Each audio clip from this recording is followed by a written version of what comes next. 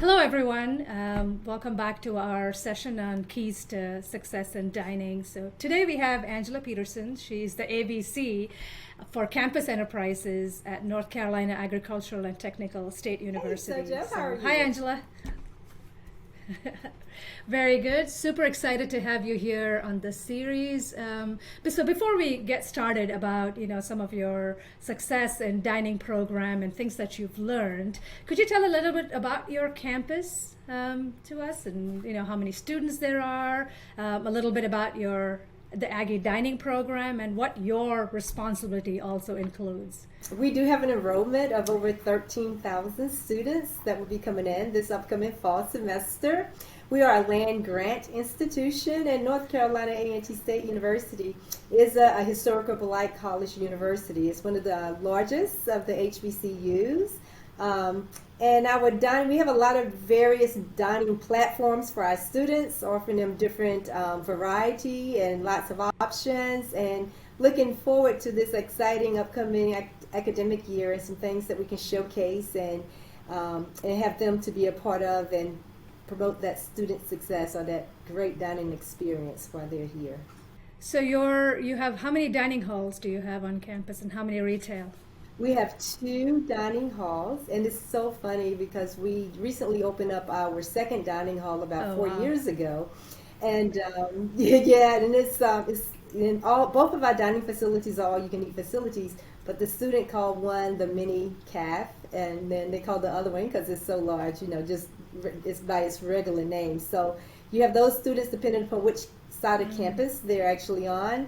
They patronize or support the one that's like in the student center, which they refer to as the mini calf, or they come to the south side of campus where our larger dining hall is at, which is Williams Dining Hall, and then we get that support from the students that are on the south side of campus. Right. And how many retail locations do you have? We have close to 13 retail operations. Wow. Okay. Yes. And besides dining, what are your other responsibilities, Angela? Oh, wow. Dining is one of the many. The university bookstore, I have parking and shuttle transportation, ID operations, which we call our Aggie One Card office, Aggie One Card. We have the ticket office, the mail center, vending reports to me as well as with the bookstore, if I haven't mentioned that already. But yeah, those all operations flow through campus enterprises. Yeah, that's great. And so it's not just one contract, like multiple contracts that you have to maintain and answer. So, but we can go into our first topic, which is overcoming resource roadblocks in dining. So one of the things we know is having the right resources at the right time has always been a challenge, especially in the food industry. So, and some of the big ones we keep hearing about right now, of course, is labor, then time, like, especially someone like you, Angela, with multiple responsibilities, where do you find the time? Yes. And the other resource we've also seen is that external support that we can get. What else, Yes. where can we find those other supports? So, what are some of the roadblocks that you have seen in terms of resources? That's major when it comes to running a dining program as efficiently as you'd like to run. Gosh, that's a great question. That's one of the questions that's on everybody's radar, especially right close to school opening. And Sojo, you're right. Labor is at the top of the list. And trying to be innovative in capturing, workers, to employ to help as with our dining program. And one of the things in looking at it is how can we get these workers to get employed. So I've been doing lots and lots, just like everyone else, hiring, going to job fairs. And so one of the solutions we came in working with our business partner, we are contracted at Sodexo campus. We found I had to realize, look at, we need workers in every operation, and to cover those hours. But then we'd also know that our students, we have late hours, and how can we cover that? So we have been successful in hiring over 100 students And those students will strategically be placed in helping us cover our late and evening hours of operation. We're finding that the employers we're hiring, we can fill them during the day, but we're falling short in how we can assist in the evening hours, in the late hours, which students want to eat late. They want to socialize and have that engagement with their colleagues. So looking for that staffing to support that. So we've been able to hire over 100 students, the most we probably have hired in over the years with our program to assist us. And it worked last semester. We didn't have as many. We have even more, and we're planning that it will be just as successful this year. And then we're also looking at other ways in how we know that this labor shortage or this labor impact is not going away. And other ways we can look at it. So we're getting innovative and using our robots to assist in some operations that it would be robot delivery only, taking the human element out and using the technology element there. And then also using one of our retail operations as a ghost kitchen. So just having the back of the house working, not the front of the house, to offset some of the labor challenges, but also be able to provide quality customer service, still give the students that great experience they're expecting to have while they're here. So for you said you were able to hire like 100 students or so. Like what? I'm sure pay was a big part of it, but are there other things that you provided to them that they were attracted to come and work for dining? Is it the hours? Yes, of course. Yeah. In this market, you got to get a little more creative than it has been in the past, where you could just sign them up, bring them aboard. But the market is so competitive. Everyone is out there looking. Everyone is providing some type of incentive for hiring. So with us, I guess we have like signing bonuses. If you stay on a certain amount of time, you get a signing bonus. In addition to that, if you referral bonuses, and if the referral stays on, you get another, I guess bonuses so for doing that. And then throughout the entire academic year, doing monthly recognition and giveaways to the team, and recognizing them throughout the different types of awards and incentives to help promote and also show the appreciation for them, coming to work for us and everything has been very helpful. Wow, that's great. Great stuff. But what about external support or other resources that you look for as you run a dining program and also just look for success? Like, are there associations you're a part of, or are there other things where do you get your external support?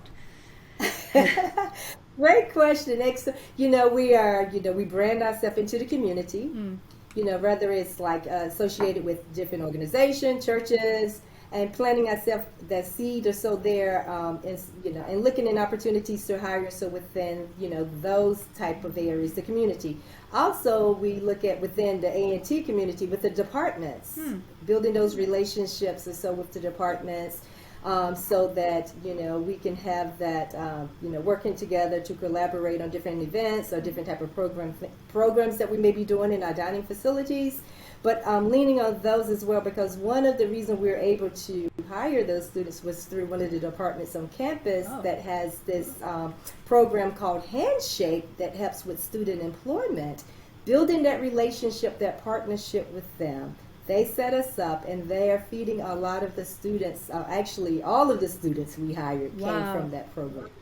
Well, Angela, that's a great topic about labor and students and the partnership that you've had to work with on campus. But are there other significant roadblocks that you've seen? Something recently, and if what was the roadblock, and what did you do? Or are you still trying to figure that out? Which is fine. Sojo, great question. Roadblocks are, I think, I'm not going to necessarily say roadblock, but as we are starting to open, like our students return tomorrow. And I work very closely with our dining program. I work real closely with Sodexo, and just keeping that communication has been key, because we look at of the 13 operations and so that we have, looking at our hours and everything. So what we're trying to do is be proactive and looking at our hours, our staffing, so that we won't run into any roadblocks of having to come back after the fact and do like closing of our operation, a reduction of hours, but do proper planning on the front end as we look what we're working with to help assist and us in making the hours and the operation as smooth as possible. We do know that when campus opens up, the students are just everywhere, excited. Yeah. So excited to see each other. They've been gone all summer. So we actually have opened our food truck junction, which starts on Monday. We have 5 to 6 food trucks that will alleviate some of the, I would say, the lines or the wait students would have in trying to get served in the various retail operations. So we bought a variety of trucks. They're able to go there, use their dining meal plans to be able to make purchases as well. Wow, so just being a little proactive in planning that we know we're going to get hit hard, but what else can we do to help alleviate so it was not too much on our team, that we bought in extra food trucks and going to have it in place for a month. And they're like local food trucks? And yes, so then you use their, and the students can use their dining dollars to purchase food from there. Yes. Oh, that's great. Oh yeah, absolutely. Parents love it because they don't have to give their students any extra money because they're using their meal plan dollars, their dining dollars. And you're looking at that convenience, you're looking at that, satisfaction, especially because they're typically stressed when they come the first month, so at least they have food ready, so that's good. And we want them to make sure they get into class on time. They're not saying, oh, we're waiting this long time to get our meal, and it's causing us to be late for class. We taking that off the table. We got lots of options for you. Right. Angela, one of the most important keys to success in any dining program is communicating consistently and, of course, collaborating with the key stakeholders on campus, right? And sometimes it's also outside stakeholders. So how do you connect with the campus community? And the other side of the question is, how do you communicate and collaborate with your staff? I mean, that along with everything else that you have to do. Sojo, you're just giving me all these great questions. I think that is key to the success. Absolutely, communication, collaborating. You build those partnerships. You build those relationships. And in building those relationships, then you hear their needs, they hear our needs, but it's all about being transparent in what you're doing, and how can you work together to advance or move the needle in what you're trying to execute in your operations. So we look for ways that we can collaborate, do programs and things together, whether you have those weekly meetings, those Zoom calls, but you keep them around the table, know your stakeholders. And communication is key, especially with our students. We have them involved. We have food service advisory meetings in which we set up. They actually run the meetings. We're there to provide the leadership and support for the team and our students. But it's about listening, knowing what the needs are, and how can we work together to address the needs. And that we all walk away with win-win solutions and then opportunities to continue to advance what we do. Great. How do you build that relationship with your staff as well, especially dining staff? Because we're looking, like you said, it has to be a transparent communication, and it has to be consistent as well from top to bottom. So how do you communicate with your staff? Oh, I tell you, I have a great dining team here, and it's the little things that make the largest impact to our dining team. The first and foremost is just greeting and just acknowledging them. And when, and it's so large team, and if you know their name and you recognize them by their name, oh gosh, it's almost like you hit the lottery with them. Right. You won them for life. But it's just being that support, talking, engaging with them, letting them know they're doing a great job. Under the circumstances, we understand, but the little things, hey, I appreciate you. I value what you're doing. Thank you so much. And today, just thank you for coming to work. Oh, yes. True. Yeah. Thank you for showing up and making an impact in our operation and in our success as well. Right. Angela, tell us a little bit about how you build those partnerships across different constituencies on campus. You talked about the Shake a Hand program, and what are the other partnerships you build across campus or even outside And how do you build those and keep that relationship going? So it's a two-way Right. communication as well. Absolutely. Building the partnerships is definitely key. So what you do is that reaching out to departments, finding out what their plans are, for the year, and how we both can work together to achieve Mm. commonality. Okay, and so what that means, whether it's building partnership with your student leadership, we have programs that we do throughout the semester with them, that we work with them together, and we have supported, whether it's like doing sponsorships with them, providing, events that may be in the dining Mm. facilities, or providing giveaways or things so that they may be doing. But just building those relationships, reaching out to them, just talking and hearing, like, what are your plans? Every department, and especially student organization, they know exactly what their schedule is, what they're planning to do for the Mhm. year. What we say is, how can we work together to be part of the programs you're doing, and vice versa? We have a list, we have our marketing Mm. calendar. These are events we have, and we love to have you involved. Let's do this together and build excitement and have them, part of that collaboration as we step through the execution of those projects. And believe it or not, they're excited Mm. about it, and having to work with another department or area, and whether it's shared cause or just the idea of the co-branding with different groups, student groups, or different That's true. departments makes a world of difference. That's great. A little sidebar as well is, you being a contracted account or a contracted client for them, the university has their own mission. I'm sure as a contractor, they have their own mission. As campus enterprises, you have your own mission. Like, how do you align all of them and communicate that one mission to, all these different constituencies? Oh, well, you're right, everyone. But and what we try to do, there's still commonality, is that our university, it sets the stage, and our, campus enterprises, it falls in line with what the Mm-hmm. university mission is. And so what our food service provider does is that it aligns in the expectation, or so what our mission that aligns with the Mm-hmm. university, which means we have commonality before they're doing, what we're doing, and what the university doing, and we all are working on that same um, um, sheet of Mm. music, which helps us in executing, where there's no lost communication, that we all know the outcome or the expectation of our mission and what they're to do, what we're to Mm-hmm. do, that make us all working towards the same goal to accomplish. That's great.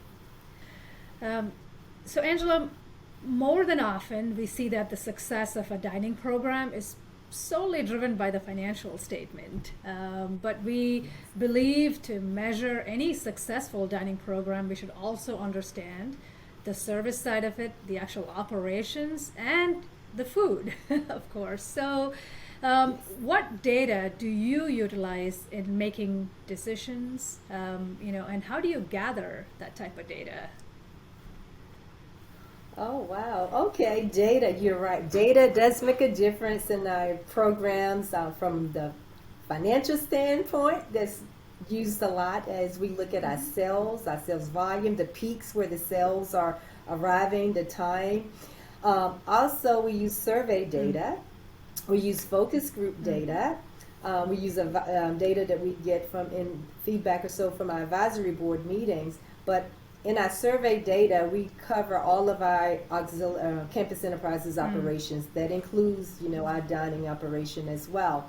And part of our survey is an open-ended questionnaire or just open feedback. And we look at the data, we look at how the surveys come in, and we get a lot of the things we do just from that data alone, whether it's saying we want longer hours. We look at the population, because our survey covers about anywhere from 28 to 33% of our campus Oh, wow. population, which is a good population for survey That's data. great.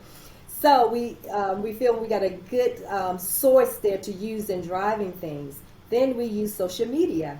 We put things out there like polls where you say A, B, or C. What's your Hmm. choice of selection? And we do those to drive input as well as student engagement, because in that platform it's Mm-hmm. live. Everyone loves social media. And then, when it's selected, we put it out there, And I buy in and I support for my students. They come out and they definitely support that program.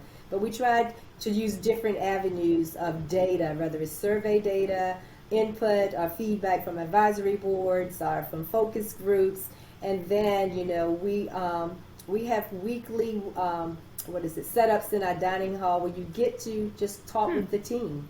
Tell us what you leave your opinion. Tell us what you like to see, and and we say we hear you.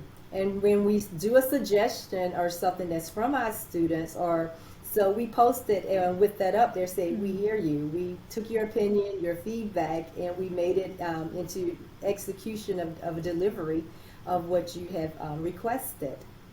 So it's just one. I think it goes a long way when you're using data, and it's data that's driven, like whether it's from your students, faculty, staff, and they know you're using it. The good thing about it is making sure they are aware and that they know that you used and executed something that they was wanting to have done or implemented. So I love the idea that you're communicating it back to them to say that, okay, we've heard you and we've taken it into consideration. So either we're doing it or we're not doing it, and why. So that transparency still happens there. So that's great. Do you have a set of KPIs for dining? Mm-hmm. Yes, we do. In fact, we just went through them Oh, last great. week.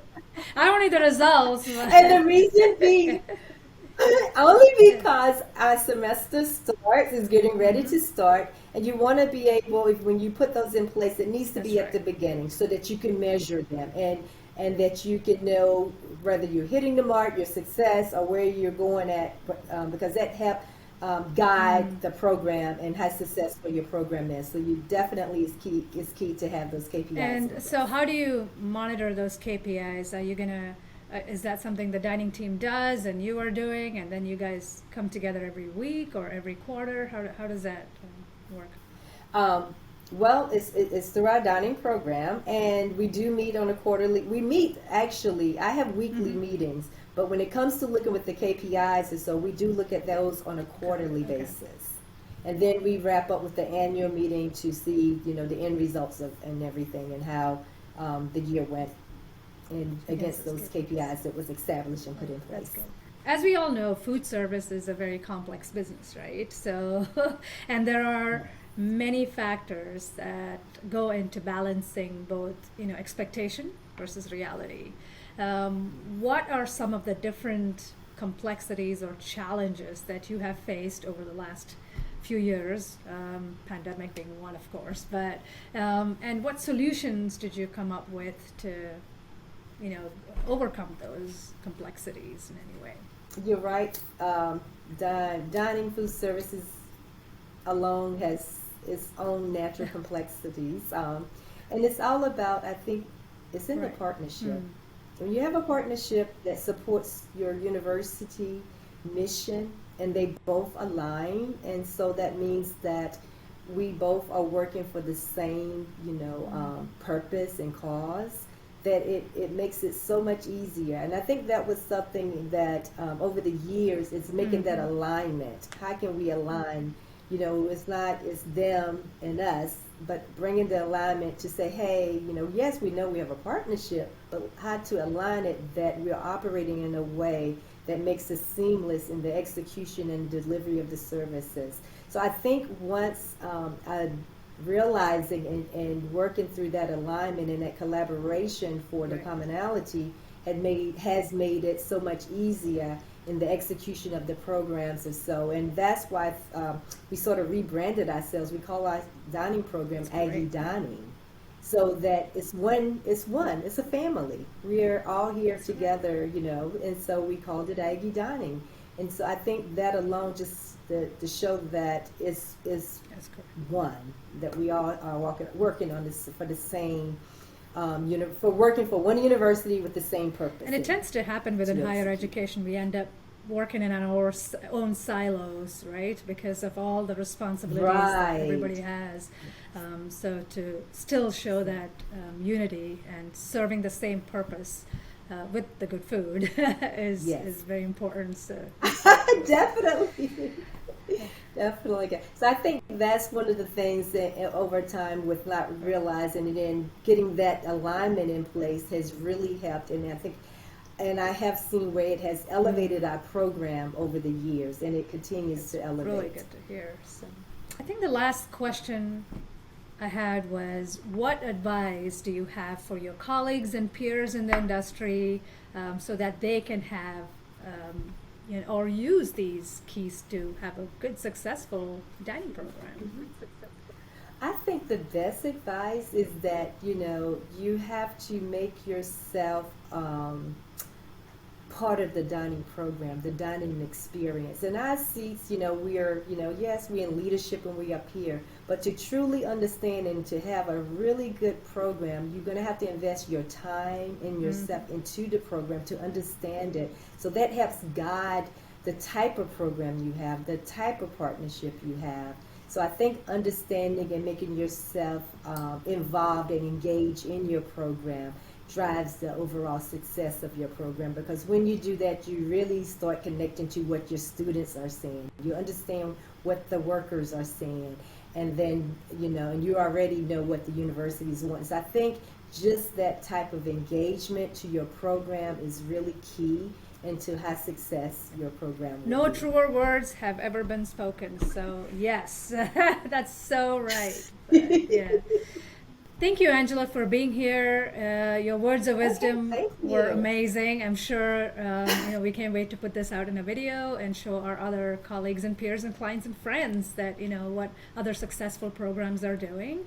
So if they want to see as to what's happening in your dining program, or they want to get in touch with you, how can they do that? Let's see here. I can provide our website, of course, my number as well. And they're able to contact me, or at any time, or click on our links. We continue to keep our websites updated and everything. And if they like to visit our campus, I would love to give them a tour.